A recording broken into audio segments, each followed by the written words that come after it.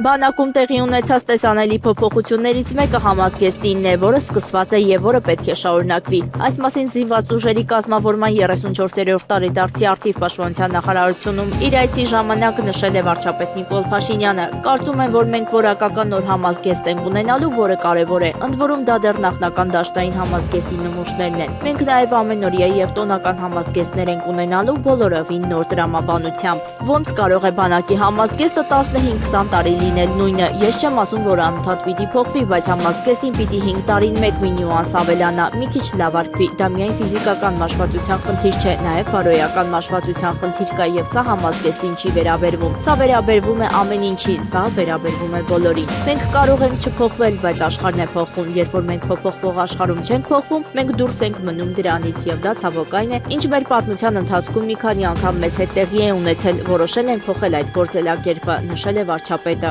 Փաշինյանի խոսքով այն վարչապետը, նախարարը, գեներալը, սպան, որը համարում է ինքը ամեն ինչ գիտի, հենց այդ պահից ինքը դադարում է լինել պրոֆեսիոնալ, հենց այդ պահից ինքը այլևս չի կարող համապատասխան լինել իր ծառայությանը։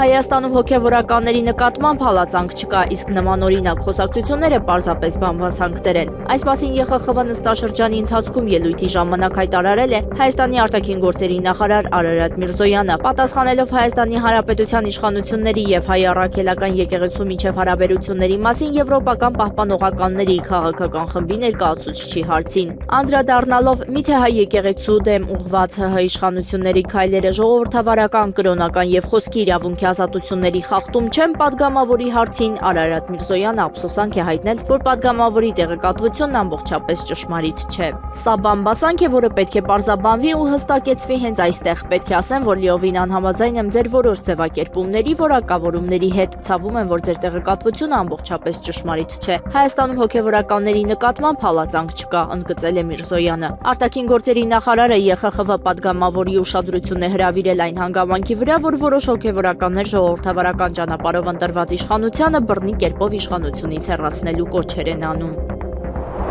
Բանակում 2025-ին սպանության դեպք չի արձանագրվել։ Ադրբեջանի զինված ուժերի կրակոցից չկա զոհ կամ վիրավոր։ Այս մասին հայտարարել է Հայաստանի պաշտպանության նախարար Սուրեն Պապիկյանը։ Նա նշել է, որ զորքերում ծանր հանցագործությունների թիվը եւս նվազել է։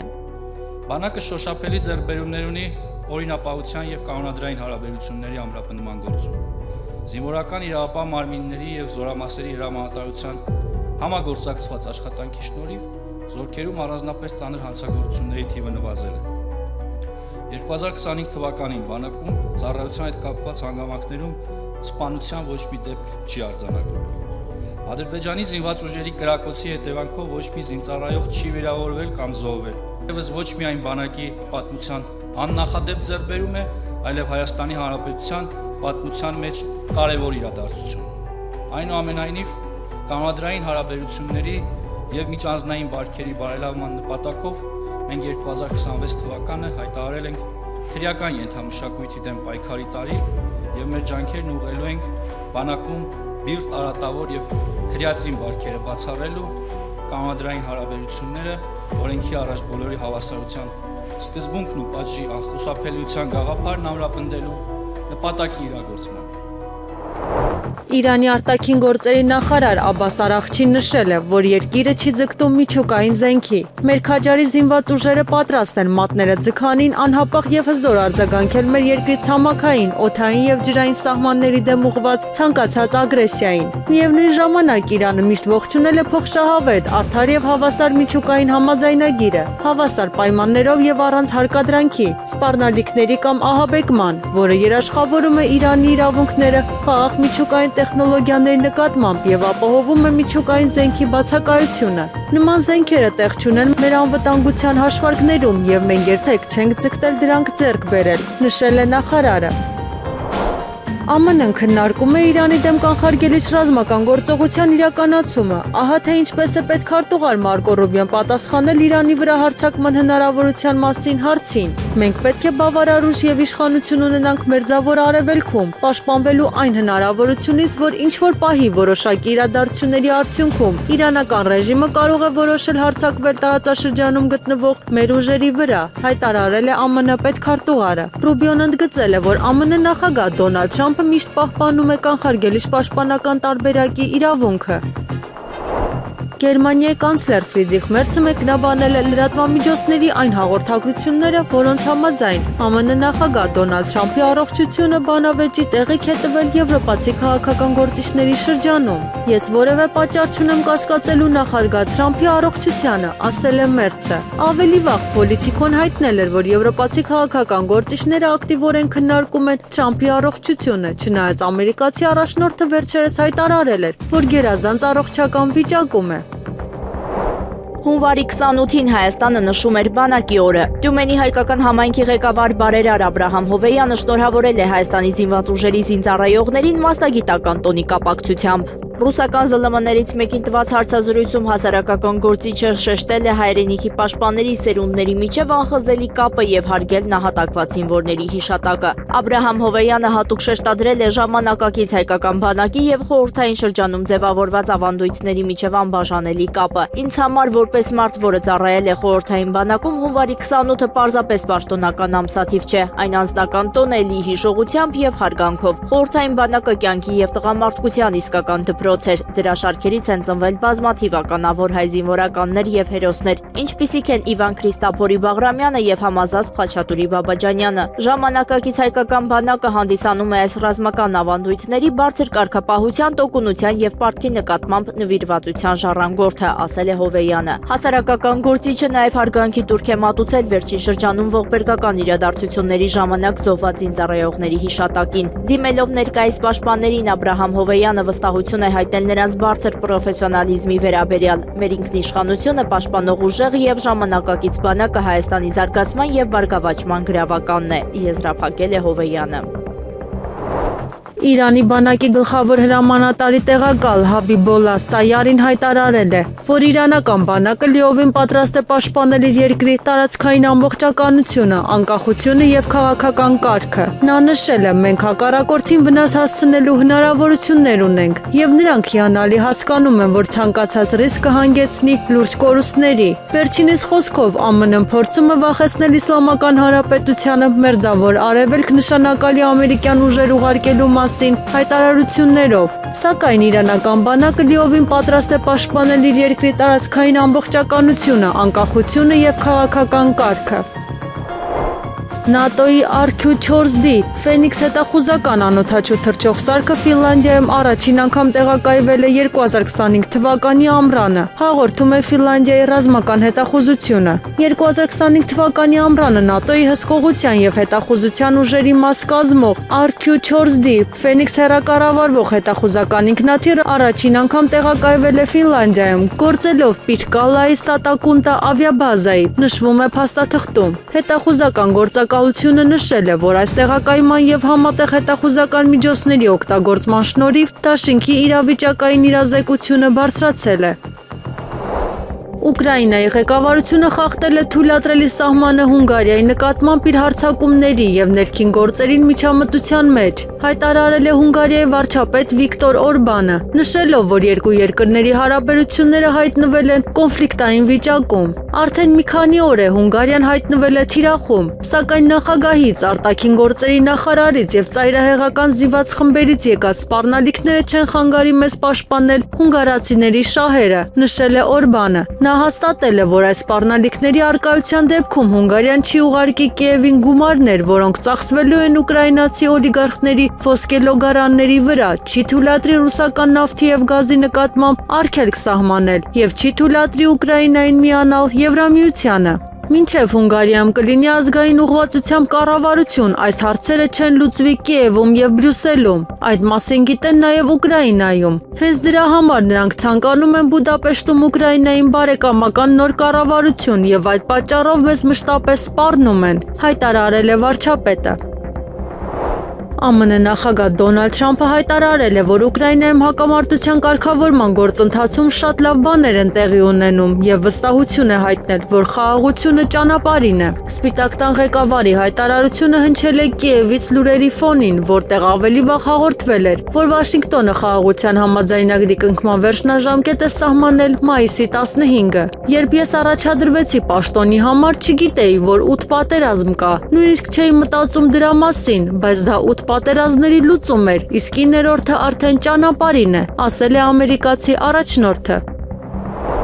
Հունվարի սկզբին Օրեշնի քրթիրային համակարգի կիրառումը ուժեղ տպավորություն թողեց եվրոպացի առաջնորդների վրա եւ նրանց դրդեց մտածել Ռուսաստանի հետ երկխոսության անհրաժեշտության մասին։ Նման կարծիք է հայտնել Գերմանիայի սահմանադրության եւ ինքնիշխանության խորհրդի ղեկավար Ռալֆ Նիմեյերը։ Ես կարծում եմ, որ Ռուսաստանին այժմ շատ լուրջ են ընդունում եւ եվրոպացի առաջնորդները կանցնեն Մոսկվայի հետ Ուկրաինայի ճակատագրի վերաբերյալ քննարկմանը, նշել է աղբյուրը։ Վերջինս նաեւ ընդգծել է, որ առանց Ռուսաստանի մասնակցության ուկրաինական հարցը չի կարող լուծվել։ Հայոց բանակը ոչ միայն պետության վահանն է, այլև Հայաստանի ապագա հաղթանակների հենարանը բոլոր ուղղություններով։ Այս մասին ասված է Միասնություն շարժման ղեկավար Արման Վարդանյանի Հայոց բանակի 34-րդ տարեդարձի արդիվ արված շնորհավորական ուղերձում, որում մասնավորապես ասվում է. Մենք մեր հայրենիքի զինվորներն ենք եւ մեր պարտքն է ապահովել մեր ժողովրդի անվտանգությունն ու Հայաստանի հզորացումը։ Հարգելի հայրենակիցներ, շնորհավորում եմ Հայոց բանակի օրը, այն օրը, երբ մենք պատվում ենք մեր հերոսներին եւ հայ ժողովրդի կամքն է շարունակել պայքարել ապրելու անկախ, ուժեղ եւ բարեկեցիկ Հայաստանում։ Քաջությունն ու պարտքի զգացումը մեր ազգային ինքնության մասն են։ Հայոց բանակը պետք է լինի ոչ միայն հզոր, այլև ժամանակակից տեխնոլոգիապես առավելագույնս մարտունակ։ Դա ոչ թե ցանկություն է, այլ պետության գոյության եւ ապագայի հարցը։ Հայաստանի անվտանգությունը մեր գլխավոր ազգային առաջնահերթությունն է։ Այդ անվտանգության վրա են խարսխված տնտեսությունը, դիվանագիտությունը, միջազգային կշիռը եւ մեր պետության կարողությունը հանդես գալու որպես սուբյեկտ, այլ ոչ թե օբյեկտ միջազգային հարաբերություններում։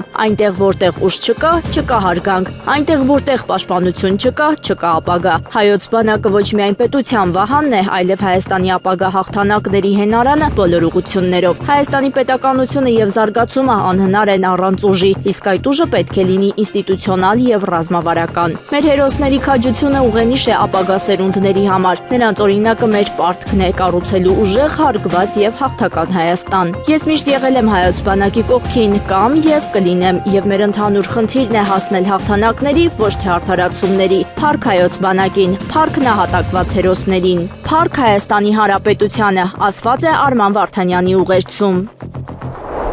Հայաստանի եւ Ադրբեջանի միջև ձեռք է բերվել համաձայնություն Ադրբեջանի տարածքով հեղուկ գազի եւ բիտումի երկաթուղային փոխադրման մասին։ Մեր գործարանները կարող են օգտվել այդ հնարավորությունից եւս։ Այս մասին տեղեկացրել է Հայաստանի Հանրապետությունում էկոնոմիկայի նախարար Գևորգ Պապոյանը։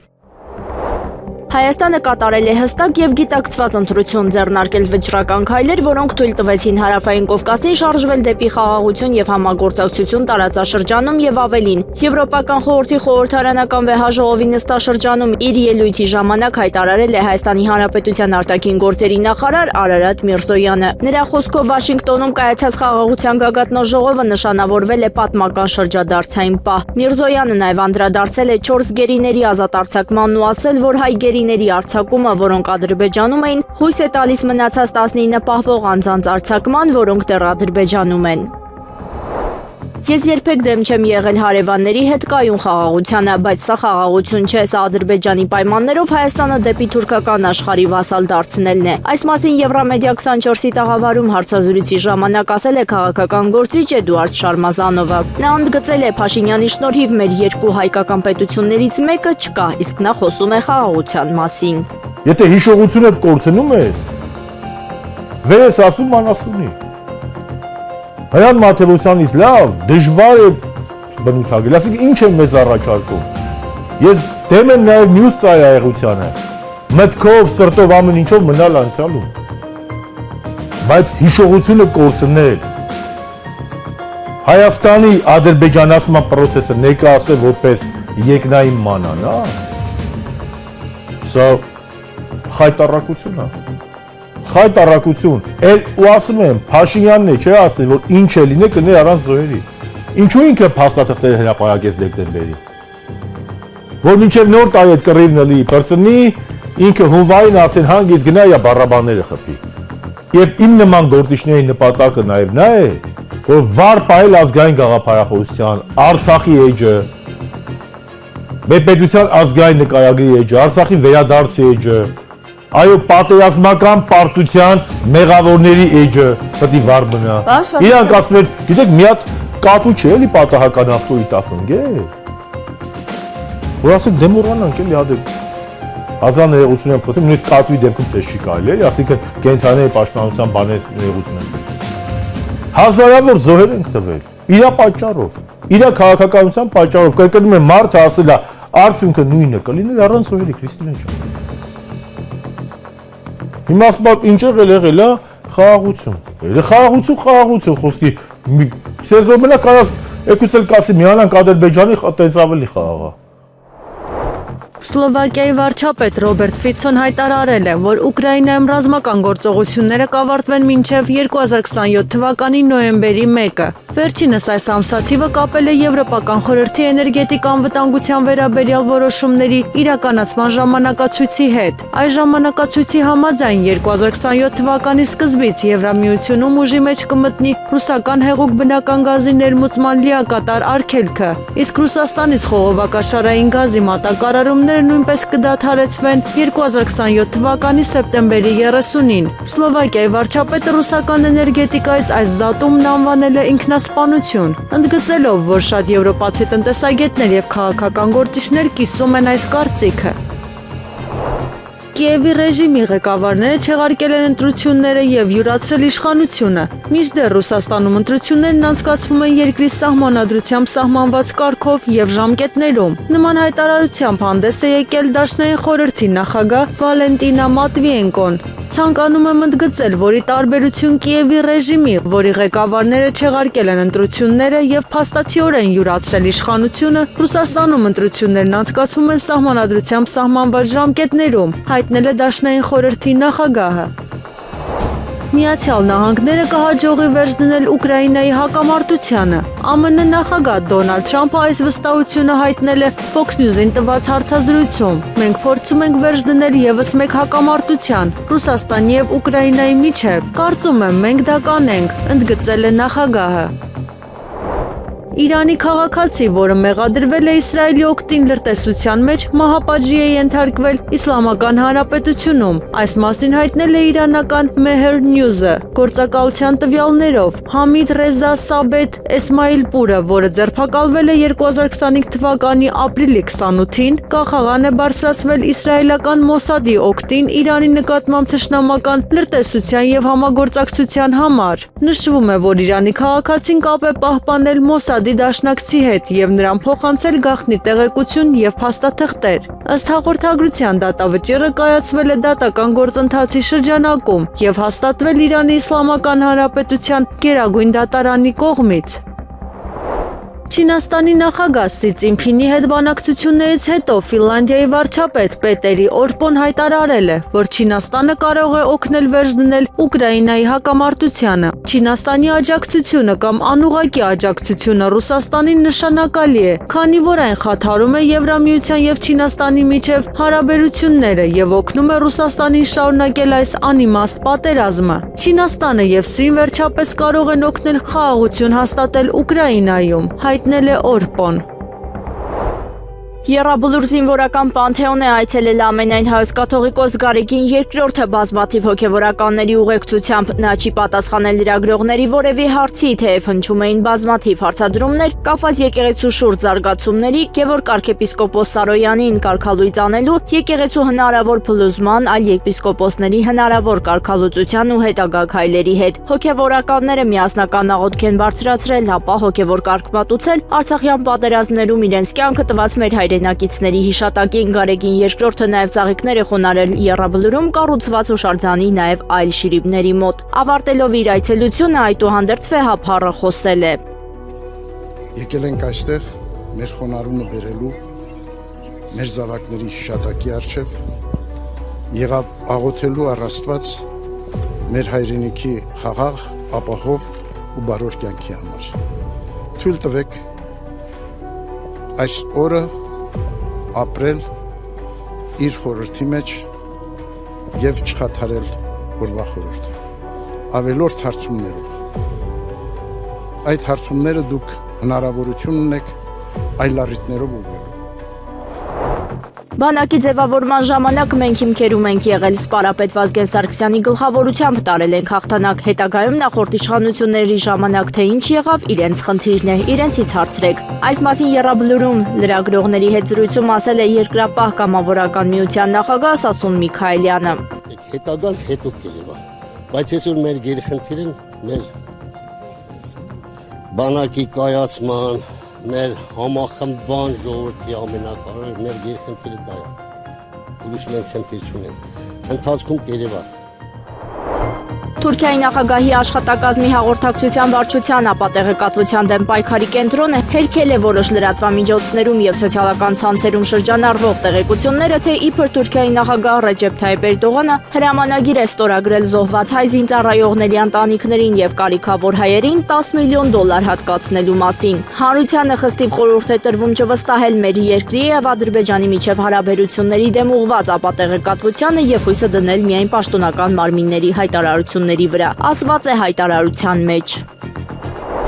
Ուկրաինայի առաջնորդ Վոլոդիմիր Զելենսկուն արդեն հենց երկրում են ֆաշիստ անվանում եւ դրա վկայություններից մեկն է երկրի նախկին վարչապետ Յուլիա Տիմոշենկոյի օրինակը։ Հայտարարել է Ռուսաստանի Դաշնության ԱԳՆ պաշտոնական ներկայացուցիչ Մարիա Զախարովան։ Սա արդեն հուսահատության ճիչ է այն մարդկանց կողմից, որոնք զբաղեցնում են տարբեր պաշտոններ, ունեն որոշակի կարգավիճակ ուկրաինական հասարակության ներսում եւ որոնք, ինչպես իրենք են ասում, համախմբվել էին հանուն հաղթանակի։ Այժմ հենց նրանք են նրան ֆաշիստ անվանում, ասել է Զախարովան։ Նա նաև հիշեցրել է Յուլիա Տիմոշենկոյի շուրջ ստեղծված իրավիճակի մասին, ընդգծելով, որ վերջինս նրա խոսքով դժվար թե քնքուշ զգացմունքներ տածի Ռուսաստանի Դաշնության նկատմամբ։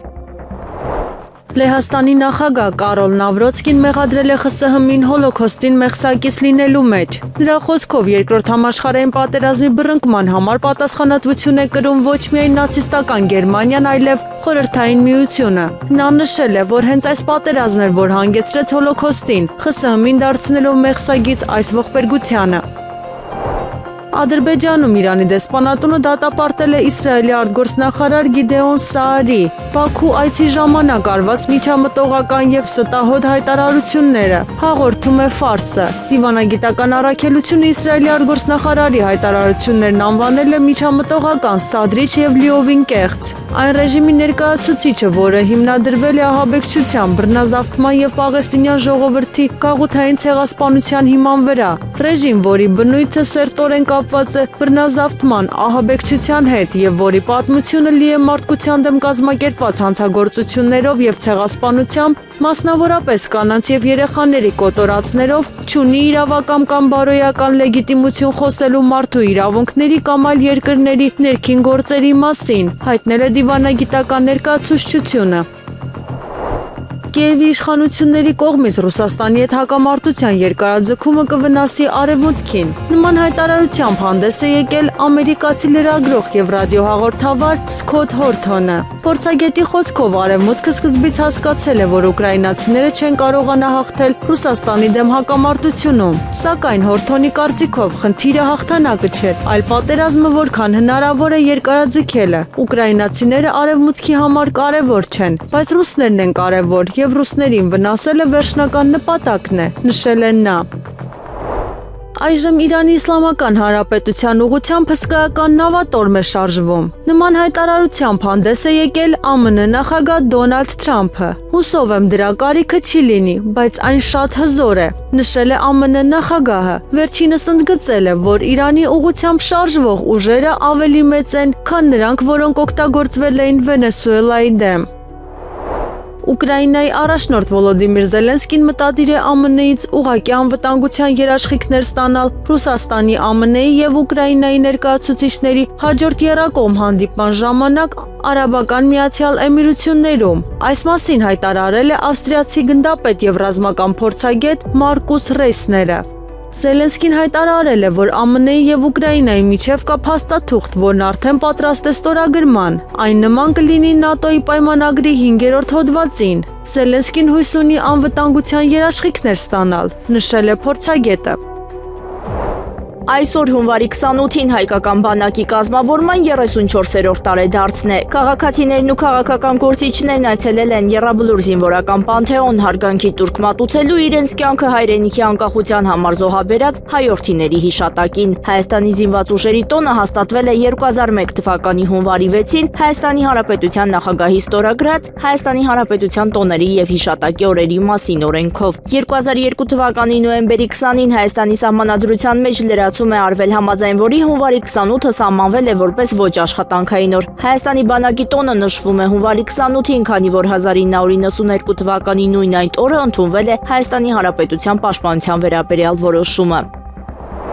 Հայաստանի Հանրապետության վարչապետ Նիկոլ Փաշինյանը շնորհավորական ուղերձ է հղել բանակի օրվա առթիվ։ Մեր բանակն անցել է ձևավորման բարդ ժամանակաշրջան, բայց այսօր կարող ենք արձանագրել, որ ունենք բանակ, որը փոխվում եւ որի պաշտպանունակությունն ավելանում է ամեն օր։ Վերջին տարիներին հսկայական ներդրումներ եւ բարեփոխումներ են արել մեր բանակում։ Այնինչ բանակում իրականացվել է վերջին տարիներին, անկյունակար է մեր պետության հարատևության, անկախության, ինքնիշխանության, տարածքային ամբողջականության եւ սահմանների անձեռնմխելիության համար, բայց նաեւ ուզում եմ գծել, մենք պատերազմի չենք պատրաստվում, որովհետև պատերազմ չի լինելու։ Հայաստանի Հանրապետության եւ Ադրբեջանի Հանրապետության միջև խաղաղություն է հաստատված եւ խաղաղությունից ավելի հուսալի անվտանգության երաշխիք չկա։ Մենք ուժեղացնելու ենք անվտանգության այդ ամենահուսալի երաշխիքը, ուժեղ բանակ չունեցող երկիրը խոցելի է եւ կարող է գայթակղիչ լինել ագրեսիայի համար։ Հայաստանի Հանրապետությունն այսպիսին չպիտի լինի երբեք։ Փառք նահատակներին եւ կեցե Հայաստանի Հանրապետությունը, ասված է Նիկոլ Փաշինյանի ուղերձում։ Կարգալույծ է հռչակվել Տեր Գևորգ եպիսկոպոս Սարոյանը։ Սույն թվականի հունվարի 27-ին Գարեգին II ծայրագույն պատրիարք եւ ամենայն հայոց կաթողիկոսը ընդառաջ Գերագույն հոգևոր խորհրդի հունվարի 27-ի որոշման հայրապետական տնօրինությամբ կարգալույծ է հռչակել Տեր Գևորգ եպիսկոպոս Սարոյանին։ Կարգալույծության համար իմաստնավորի հիմք է ծառայել, որ նա վիճարկել է Մասյացոտնի թեմի առաջնորդի պաշտոնից ազատվելու եւ մայրավանք վերադառնալու վերաբերյալ հայրապետական տնօրինությունը, խոչընդոտելով Մասյացոտնի թեմի բնականon գործունեությունը եւ դատական իր հայցով առիթ ու պայման ստեղծել իշխանության պատկանդ կառույցների կողմից ներեկեղեցական կյանքին միջամտելու համար։ Գևորգ եպիսկոպոս Սարոյանը կանոնական շեղումներով եւ կարգազանց գործողություններով դրժել է հնազանդության ուխտը։ Կարգալույծ եկեղեցականն այսուհետ կդասվի աշխարհականների շարքին Արման Սարոյան Ավազանի անունով։ Ստրասբուրգում Հայաստանի Հանրապետության արտաքին գործերի նախարար Արարատ Միրզոյանը ստորագրել է արհեստական բանականության, մարդու իրավունքների ժողովրդավարության եւ օրենքի գերակայության մասին Եվրոպայի խորհրդի շրջանակային կոնվենցիան։ Կոնվենցիան միջազգային առաջին իրավական փաստաթուղթն է, որը նպատակ ունի ապահովել մարդու հիմնարար իրավունքների պաշտպանությունն արհեստական բանականության կիրառման ոլորտում։ Կոնվենցիայի ստորագրումը հնարավորություն կտա միջազգային գործընկերների հետ սերտ համագործակցության միջոցով զարգացնել արհեստական բանականության կիրառման ոլորտին առնչվող իրավական դաշտը։ Եվրոպայի խորհրդի գլխավոր քարտուղարը շնորհակալություն է հայտնել Հայաստանի Հանրապետությանը կոնվենցիան ստորագրելու եւ այս ուղղությամբ միջազգային համագործակցության խթանման ջանքերին միանալու համար։ Շրջանակային կոնվենցիան առ այսօր ստորագրել է 17, այդ թվում ԵԽԱ անդամ ու դիտորդ երկիր։ Եղանակը առաջիկա օրերին։ Հունվարի 29-ի ցերեկը 30-ի գիշերը սպասվում է առանց ստեղումների եղանակ։ Հունվարի 29-ի գիշերը եւ առավոտյան ժամերին 30-ի ուշ երեկոյան 31-ին, փետրվարի 1-ից 2-ն առանձին շրջաններում սպասվում է ձյուն։ Լեռնային շրջաններում բուք, ցածր հորիզոնական տեսանելիություն, քամին հարավ-արևմտյան 2-ից 5 մետր/վայրկյան։ Հունվարի 30-ից 31-ը, փետրվարի 1-ից 2-ն առանձին շրջաններում սպասվում է նաեւ քամուշ գնացում 16-ից 20 մետր/վայրկյան արագությամբ։ Հունվարի 28-ի ցերեկը 29-ից 31-ը Շիրակի դաշտի ցածրադիր հատվածներում, Արագածոտնի եւ Կոտայքի նախալեռներում, Արարատյան դաշտում սպասվում է մառախուղ։ Օդի ջերմաստիճանը հունվարի 29-ից 30-ի ցերեկային ժամերին Լոռիում, Տավուշում եւ Սյունիքում աստիճանաբար կբարձրանա 4-ից 6 աստիճանով։